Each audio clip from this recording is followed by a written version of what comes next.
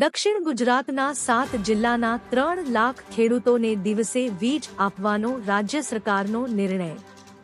સરકારના આ નિર્ણયને ખેડૂત આગેવાનોએ આવકાર્યા. ખેડૂત આગેવાન અને ઓલપાડ તાલુકાના દેલાદ ગામના જયેશ પટેલે સરકારના નિર્ણયને આવકાર્યો.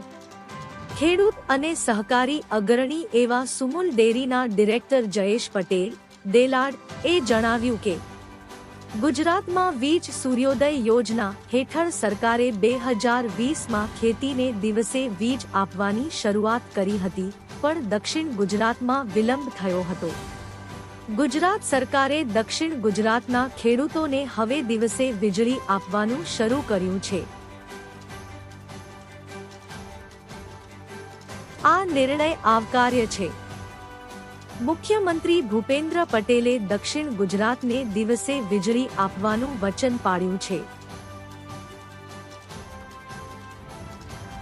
ખેડૂતોને ખાસ કરીને ગુજરાતમાં જે રીતની સ્થિતિ હતી કે દિવસે એક અઠવાડિયું વીજળી અને એક અઠવાડિયું રાતે વીજળી, અને કારણે રાતે ઠંડી હોય અને ખાસ કરીને જંગલી જાનવરોનો પણ ભારે ત્રાસ હોય અને સાપના ડોકા છોડીને રાતે વીજળી વાળવાની ખેડૂતો માટે ખૂબ જ મુશ્કેલી હતી.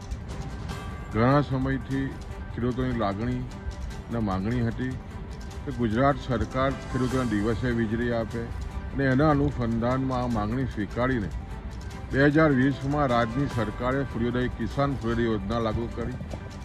આજે તમે જો તો આદરણીય મુખ્યમંત્રી ભૂપેન્દ્રભાઈ પટેલની આગેવાનીમાં અને ખાસ કરીને ઉર્જા મંત્રીએ જે રીતે કામગીરી કરી છે, અને કારણે દક્ષિણ ગુજરાતમાં લગભગ 3 લાખથી વધારે ખેડૂતોના ખેતરોમાં દિવસે વીજળી આવી છે.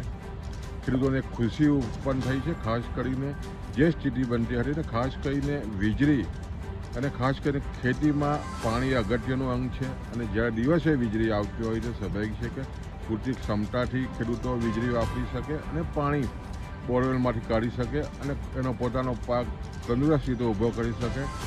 આ જે નિર્ણય કરવામાં આવ્યો છે એને કારણે સમગ્ર દક્ષિણ ગુજરાતના ખેડૂતોમાં એક આનંદની લાગણી છે. ગુજરાતના ખેડૂતોમાં આનંદની લાગણી છે કે ખેડૂતો માટે સંવેદનશીલ નિર્ણય રાજ્ય સરકારે કર્યો છે.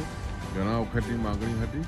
કિસાન સૂર્યોદય યોજનામાં આદરણીય મુખ્યમંત્રીએ જે નિર્ણય કર્યો છે અને તમામ ખેતરોમાં દિવસે વીજળીની જે વાત સ્વીકારી છે અને આપવામાં આવી રહી છે, ખૂબ જ તંદુરસ્ત નિર્ણયને અમે ખૂબ જ આવકારીએ છીએ.